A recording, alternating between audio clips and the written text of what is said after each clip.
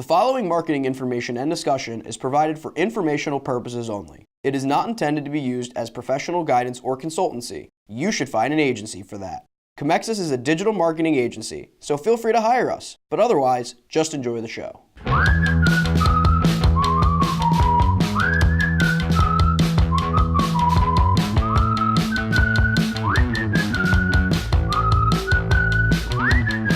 Hello everyone, welcome to The Buyer's Journey by Comexis, a discussion-based podcast on the ever-changing marketing landscape. I'm Matthew McGrody, the social media content producer here at Comexis. I am Len Ward, the managing partner at Comexis. And I'm Josh Lyons, the digital marketing coordinator here at Comexis. It is Friday, and on Fridays we talk about the advocacy stage of the buyer's journey. And the advocacy stage of the buyer's journey, for those of you who need a little refresher, is when somebody who has interacted with your product, purchased your product, is going, or your service, for example, is going out and advocating for your product or service. And that could be in a lot of different ways. It could be just making positive social media posts. It could be writing reviews. It could be a whole bunch of different things. It could be word of mouth, talking to their friends, family, colleagues.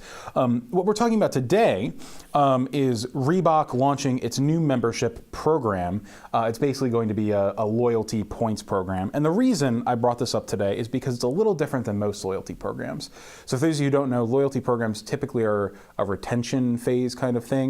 They ensure that somebody is getting rewarded for purchasing, which then encourages them to come back and purchase again later. It kind of depends on if you have a service or a product, but Reebok is product-based, right? So they're going to be launching a new program called Unlocked, which is a tiered member program that quietly rolled out on Reebok's site last month. It is a competitive move against newer brands that have had a head start on loyalty programs like Lululemon or Under Armour. They're doing this in an effort to grow sales, of course, build customer relationships, and get additional feedback as it evolves its product selection. And that additional feedback is actually the reason I put it in today's advocacy show, because unlike most loyalty programs, which are just purchasing based, there's going to be a lot of different ways that people can gain points in this system other than just buying things. So for example, customers have opportunities to build reward points balances by interacting with the brand, including reviewing products, posting to social media platforms about their experiences with products, and going to events. And then in return, customers get free shipping, training sessions, early access to products, invites to exclusive events, and personalized customer service. In addition, Reebok's going to be completely updating their website to go alongside this loyalty program. I'm not going to go into it. I'll link this article by Suman Bhattacharya on DigiDay. He goes in depth on all these different things about it, but one of the important things was that a lot of people complained about Reebok's website, so they completely changed it and introduced this loyalty program.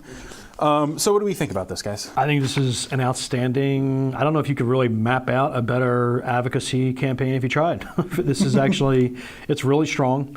And we were saying, we talked before the podcast, I think ultimately, this is advocacy because if you're going in and you're using the rewards and you're engaged in the rewards program, at the end of the day, you're wearing the Reebok logo, which is the #1 advocacy thing in the world when you're coming to retail. You can say reviews and everything else, and that's great, but the more people wearing Yeezys from Adidas is going to sell more Yeezys from Adidas. So, and that's the advocacy. The ultimate goal of the advocacy is to continue to fill up the consideration funnel, which then triggers the purchase stage. So, I think it's outstanding. I really like how they are asking people to share on social. Some people kind of tend to think that's a no-no, but I don't have a whole lot to say about it. I actually like it. I'm not a Reebok fan either. I really haven't been, I think, since like '87.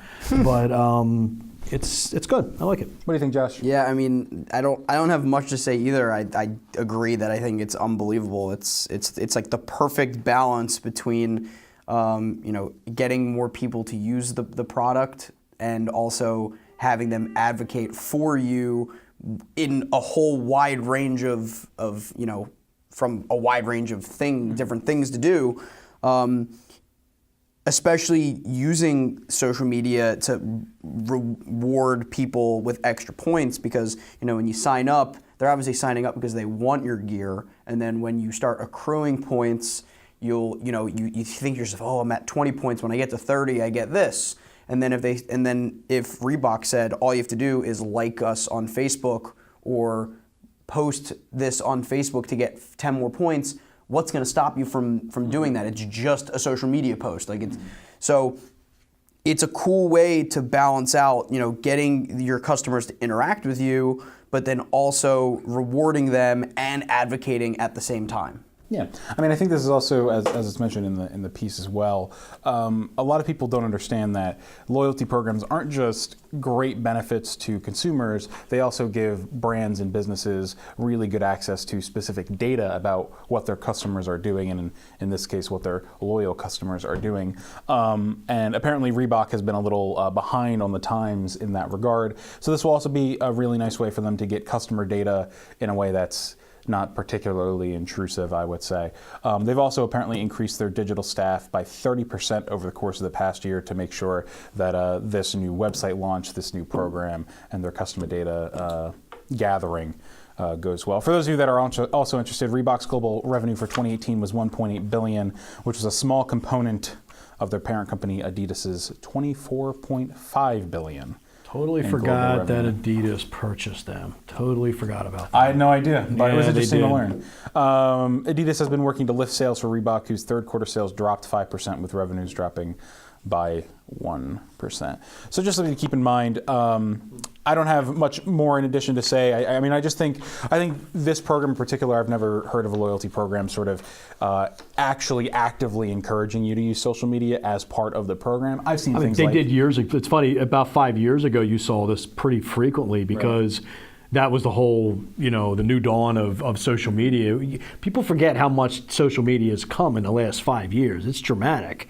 And you would see that stuff regularly. It was kind of, I don't know, it was more like, share and post. It's like, it went from like, yeah, doing that to 2 years later, like, well, you shouldn't have to ask people. They'll do it on their own kind of thing.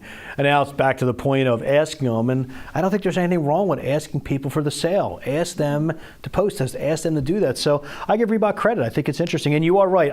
You don't see this a whole lot anymore about asking people to post on social media. It's interesting. I've seen obviously liking pages, stuff like that. Or if it's like subscribe to YouTube, something like that. But I have not seen a whole lot of please post this if you directly want some reward points. Because of course, there's been a lot of places where it's like, oh, you just did this. We mocked up a tweet for you. Why don't you tweet it out? And they're always like super canned messages that nobody actually really wants to tweet out. Multi-level marketing type stuff. Yeah, that's what it is. So I think this is just a nice little change. And while it's not a loyalty program, like accounts, like I know for Twitter for one, I always bring back sports in some way, but like when there's like a March Madness game or if there's an Eagles game or something, they'll do the whole like pick, you can vote for which team you want, and then it will mock up a tweet already that says, Josh Lyons wants the Eagles to win the Super Bowl. Who do you want to pick? And then it gives them the option to vote. So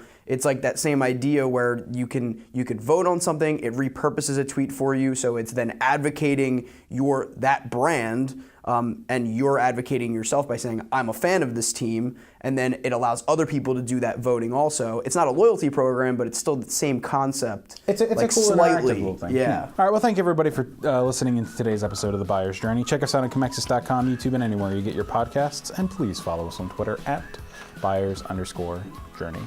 Thank you.